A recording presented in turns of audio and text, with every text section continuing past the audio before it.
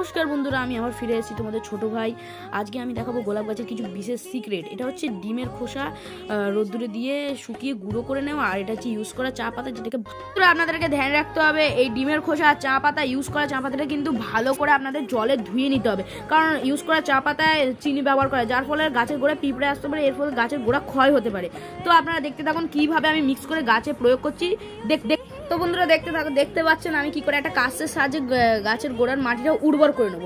এই উর্বর করা মাটির মধ্যেই আমি সেই চা পাতা আর ডিমের খোসার গুঁড়োর মিশ্রণটা আমি সব গাছের গোড়ায় 2-3 চামচ করে দিয়ে দেবো।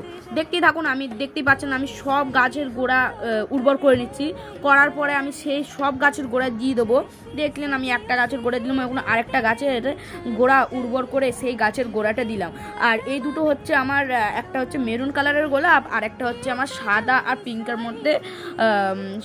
এবং পিঙ্কের মধ্যে কম্বো, যেটাকে কম্বো বলে। দেখতে পাচ্ছেন খুব সুন্দর ফোটে গোলাপটা। আর এই গোলাপটা হচ্ছে আমার ডিপ অরেঞ্জ আর ডিপ হলুদের মধ্যে কম্বিনেশন। এই ফুলটা রোদ্দুরের কারণে ড্রাই হয়ে গেছে, অনেক দিনে ফোটা ফুল।